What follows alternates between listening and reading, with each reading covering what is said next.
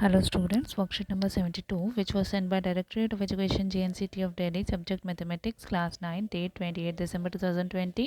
आप हमेशा की तरह पहले अपना name and name of class teacher लिखेंगे। चैप्टर 6 लाइंस एंड एंगल्स की रिवीजन चल रही है और आज की रिवीजन है वर्कशीट नंबर 21, 22, 23, 24 में से। Select the correct answers in question numbers 1 to 7। 1 to 7 में हमें करेक्ट आंसर सेलेक्ट करने हैं। तो क्वेश्चन नंबर 1 देखिए, the degree measure of X and Y respectively in the figure are. Figure में एक्स और वाई की मेजरमेंट, तो पहले एक्स का होना चाहिए फिर वाई का। अब एक्स क्या है, देखो ये एक स्ट्रेट लाइन है। एक्स और प्लस 80 कितना होना चाहिए, 180।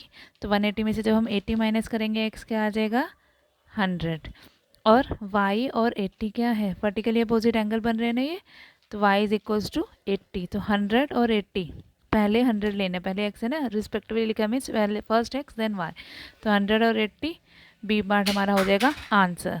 Question number 2, in the figure A B is parallel to C D then value of x plus Y.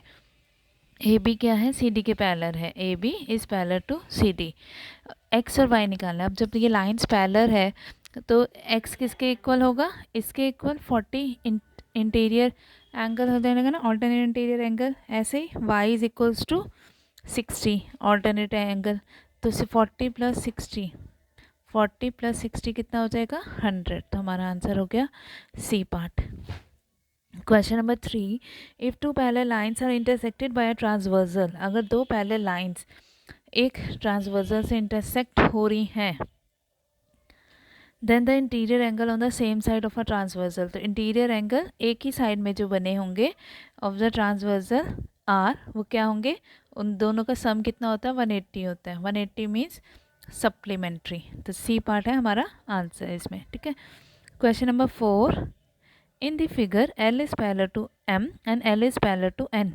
L जो है वो एम के भी पैरेलल है, एल जो है वो एन के भी पैरेलल है। It means M is parallel to N, M is parallel to N. Then X is, X क्या आ जाएगा, अब 2x और 4x। देखो सेम साइड ऑफ ट्रांसवर्सल हो गए ना, जो भी अभी हमने ऊपर पढ़ा कि वो सप्लीमेंट्री होते हैं। तो 2x plus 4x equals to 180। 2x plus 4x 6x equals to 180। x क्या आ जाएगा, 6 इधर नीचे आ जाएगा, डिवाइड हो जाएगा। तो आंसर आ गया हमारा x is equals to 30 degree. तो सी पार्ट क्या हो जाएगा, हमारा आंसर हो जाएगा, ठीक है। Question number 5, in the figure A B is parallel to C D. A B क्या है, सी डी के पैरेलल है। E G and F G, E G and F G are bisectors of B E F. E G इसका bisector है, इसको दो equal parts में cut कर रहा है इस एंगल को, और जी एफ इसको कट कर रहा है डी एफ ई को। Then measurement of F G E, measurement of F G E, ये वाला एंगल जो बनेगा इसका मेजरमेंट क्या है वो हमें बताना है, ठीक है। तो अब इसमें पहले तो हम वही लगाएंगे कि इन दोनों एंगल्स का सम कितना होगा, 180 डिग्री होगा, ठीक है। जब 180 डिग्री है तो, और ये जो है इसके बाइसेक्टर्स है, मीन्स इनका हाफ क्या है, इक्वल है। ये दोनों आपस में इक्वल है, अंदर वाला और ये बाहर वाला कि एंगल ये और ये वाला दोनों क्या है, इक्वल है। चलिए करते हैं कॉपी में इसको। अब एंगल जी ई एफ क्या था, half of B E F है क्योंकि वो उसका बाइसेक्टर है ना। ऐसे ही जी एफ ई भी हाफ ऑफ डी एफ ई है। तो यहाँ से जब 2 इधर हाफ है इधर आएगा तो मल्टीप्लाई में हो जाएगा। तो इट मीन्स ये क्या हो गया, B E F is equals to twice of G F, D F E is equals to twice of G F E. तो अभी जो बताया था कि B E F and D F E, यहाँ पे ई है, डी एफ ई क्या है, 180 डिग्री है, दोनों का sum angles on the same side of transversal है ना। तो बी ई एफ इसके आया था ट्वाइस ऑफ जी एफ, यहाँ वो लिख देंगे, और ये twice of G F E लिख दिया, ठीक है। 2 कॉमन निकाल लिया, 2 कॉमन निकाल लिया, 2 मल्टीप्लाई में है, अब इधर ला के नीचे डिवाइड कर देंगे तो आ गया 90 डिग्री। तो एंगल जी एफ प्लस जी एफ ई दोनों का सम क्या है, 90 डिग्री है। अब अंदर वाला जो ट्रायंगल बन रहा था ऐसे, अब उसमें इन दोनों का सम आया 90 डिग्री। तो ये वाला क्या हो जाएगा, तीनों का सम 180 है, जब दो का सम 90 है तो थर्ड वन क्या आ जाएगा, 180 डिग्री आ जाएगा। तो वही हम वो लगा देंगे कि तीनों का सम 180 डिग्री है, दो का सम 90 डिग्री है, 90 तो जाके माइनस किया तो आंसर आ गया 90, जो कि है बी पार्ट हमारा आंसर है, ठीक है। अब question number 6, in figure L is parallel to M, L क्या है, एम के पैरेलल है, ये दोनों लाइंस पैरेलल है।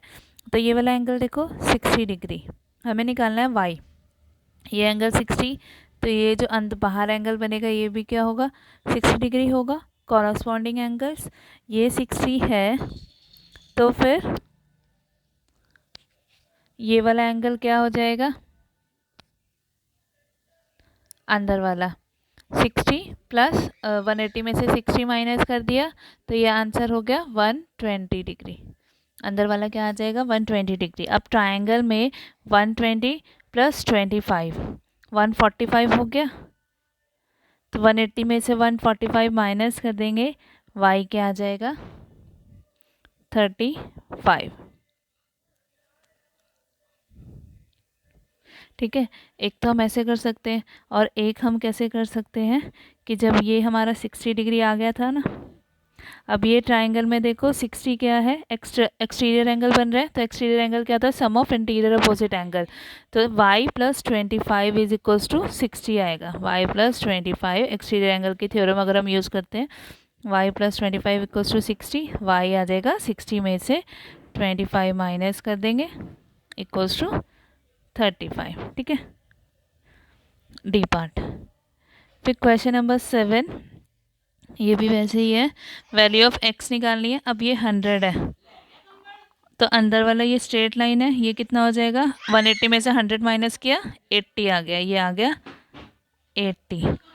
x क्या हो जाएगा, एक्सटीरियर एंगल का करेंगे फिर 80 प्लस 60, एक्सटीरियर एंगल से equals to sum of interior opposite angle, तो 80 प्लस 60 आ गया 140, x is equals to 140 degree. Prove that vertically opposite angles are equal, theorem है ये कि वर्टिकली अपोजिट एंगल्स इक्वल हैं, ये हमें प्रूव करना है।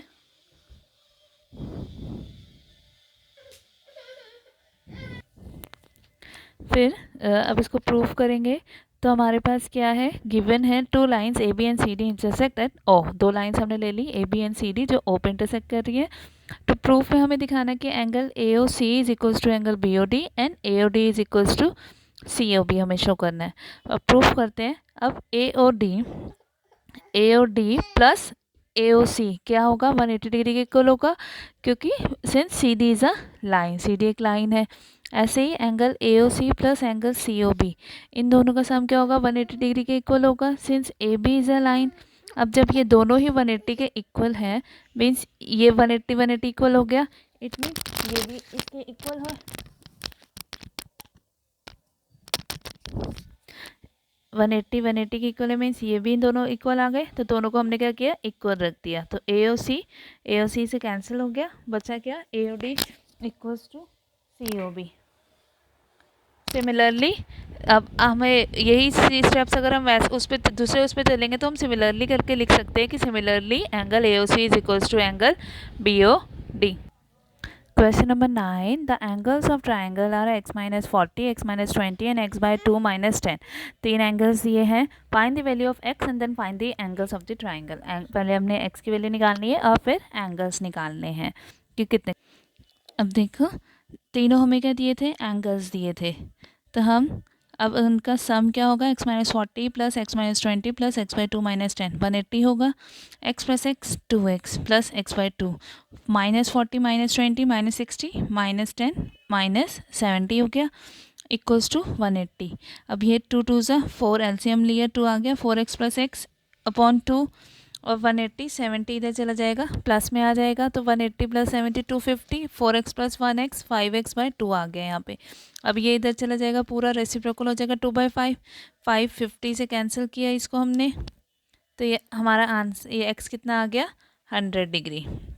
अब फर्स्ट एंगल क्या है x माइनस 40, तो 100 माइनस 40 60 डिग्री आ गया। सेकेंड एंगल x माइनस 20 था 100 माइनस 20 80, और third angle x by 2 minus 10 100 by 2 minus 10 100 by 2 हो गया 50 माइनस 10 इज 40 डिग्री हो गया।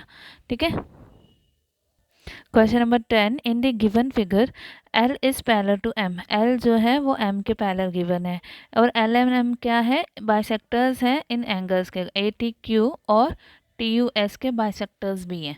कि इन एंगल्स को इक्वल पार्ट्स में डिवाइड कर रहे हैं। Prove that P Q is parallel to R S, हमें पी क्यू आर एस के एक पैरेलल शो करनी है। अब ये देखो बहुत सिंपल क्वेश्चन है।